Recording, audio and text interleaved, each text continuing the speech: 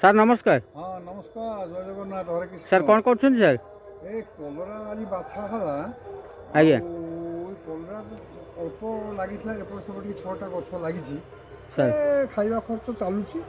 ଆଉ ଇଏ ବନ୍ଧାକୋବିଟା ଆଜ୍ଞା କାମ କରାହେଉଛି।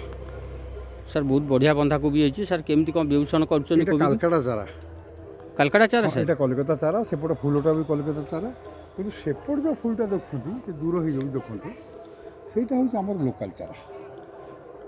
ସେଇଟା ଲୋକାଲ ଚାରା। ଆଉ ଯାହା ହଉ ବହୁତ ବଢ଼ିଆ ହେଇଛି ଆଜି ସାର୍। ଗୋଟେ ଏଇ ସୁନ୍ଦର ସମୟରେ ଆସି ଆପଣ ପହଞ୍ଚିଲେ।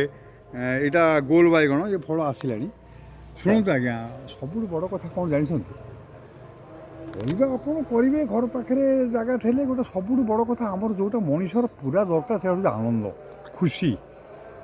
ଏଇ ଆନନ୍ଦ ଖୁସି ରଖିବା ପାଇଁ, ଶରୀରକୁ ଚଳଚଞ୍ଚଳ ରଖିବା ପାଇଁ କିଛି କର୍ତ୍ତବ୍ୟ କର୍ମ ଏଇ ଘର ପାଖାପାଖି କରିବା ଆପଣଙ୍କର ନିହାତି ଜରୁରୀ। ଜୟ ଜଗନ୍ନାଥ। ଯାହା ହଉ ଆପଣ ମଝିରେ ମଝିରେ ଆସନ୍ତି। ମୁଁ ତ କାଲି ସାର୍ କାଲକାଟାରୁ କ'ଣ କ'ଣ ସବୁ ଫସଲ କରିଛନ୍ତି ସାର୍? ଫସଲ ଆଜ୍ଞା ବର୍ତ୍ତମାନ ପ୍ରାୟ 18ଟା ଭେରାଇଟି ଆ ଭିତରେ ଅଛି। ମଟର ଛୁଇଁ ଅଛି, ପିଆଜ ଅଛି, ଧନିଆ ପତ୍ର ଅଛି, ପୋଦିନା ପତ୍ର ଅଛି। ସେପଟେ ଆଜ୍ଞା ବିଲାତି ବାଇଗଣ ଅଛି, ପାଣି କଖାରୁ ଅଛି, ଲମ୍ବା ବାଇଗଣ, ଗୋଲ ବାଇଗଣ, ଫୁଲକୋବି, ବନ୍ଧାକୋବି। ଏପଟେ ଆଜ୍ଞା ପୁଣି ଧନିଆ ପତ୍ର ଅଛି, ଆପଣ କାକୁଡ଼ି ଅଛି। ଆଉ ସେପଟେ ସବୁ ଆଜ୍ଞା ଲଙ୍କାଠୁ ଆରମ୍ଭ କରି ସବୁ, ଲଙ୍କା ଆଜି ବି ତୋଳା ହେଇଛି ଆଜ୍ଞା। ସାର୍ ମଞ୍ଜି କେଉଁଠୁ ଆଣନ୍ତି ଏଠି ପାଖରେ? ମଞ୍ଜି ଲୋକାଲରୁ ଆସେ। ଏଠି ଆମ ସମୁଦି ଦୋକାନରୁ ମୁଁ ଆଣେ। ମୋର ସମୁଦି ସଇନ୍ଦା ବଜାରରେ କୃଷକ ସାଥୀ ଦୋକାନ।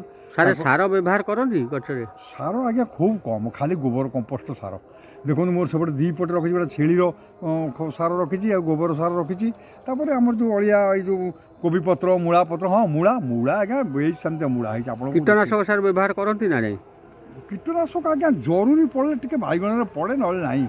ଅବଶ୍ୟ ଆଜିକାଲି ଚାଷୀମାନେ ପକାଉଛନ୍ତି, ମୁଁ ଜମା ପସନ୍ଦ କରେନି। କିନ୍ତୁ ଫସଲ ଆମେ ଆନନ୍ଦରେ କରୁ, ଏଇ ବିନା କୀଟନାଶକ, ସାର୍ ବିନା ଆପଣ ତେଲରେ। ଘର ଚଳିବା ପାଇଁ ଫସଲ କରନ୍ତି ନା ଏଥିରୁ କିଛି ବିକ୍ରି ବଟା ବି ହୁଏ, ଦୁଇ ପଇସା ଆଜ୍ଞା ଆସେ? ଏତେ କିଏ ଖାଇବ?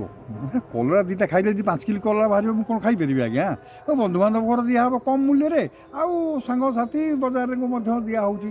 ଏଇ ଜଣେ ନାଗର ବାବୁ ବୋଲି ଆମର ଅଛନ୍ତି ଜରିପଡ଼ାରେ, ସେ ହନୁମାନ ମନ୍ଦିର ପାଖରେ ତାଙ୍କ ଦୋକାନ।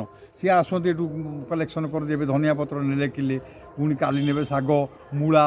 ଏଇ ତ ଆଜ୍ଞା। ଆଉ ଆପଣ ଆସନ୍ତୁ ତ, ପ୍ରାୟ ଦେଖୁଛନ୍ତି ସେପଟେ ବି ବହୁତ କାମ। ଯାହା ହଉ, ଜୟ ଜଗନ୍ନାଥ। ଠାକୁରଙ୍କର ଆଶୀର୍ବାଦରୁ ସମସ୍ତଙ୍କର ମଙ୍ଗଳ ହେଉ ଆମେ ଚାହୁଁଛୁ। କୃଷ୍ଣ ଗୋବିନ୍ଦକୁ ଡାକୁଛୁ, ସମସ୍ତେ ଆନନ୍ଦ ଭିତରେ ରୁହନ୍ତୁ। ଏଇ ପନିପରିବା କରିକି ଆପଣମାନେ ଜିଡିପି, ମାନେ ଆପଣଙ୍କର ଗ୍ରସ୍ ଡୋମେଷ୍ଟିକ୍ ପ୍ରଡ଼କ୍ଟ ସମସ୍ତେ ବଢ଼ାନ୍ତୁ। ଆଜି ଆନ୍ଧ୍ର ବଙ୍ଗଳା ଭଳିଆ ମଧ୍ୟ ଆମେ ଆଗେଇ ପାରିବା। କୃଷକମାନେ କିଛି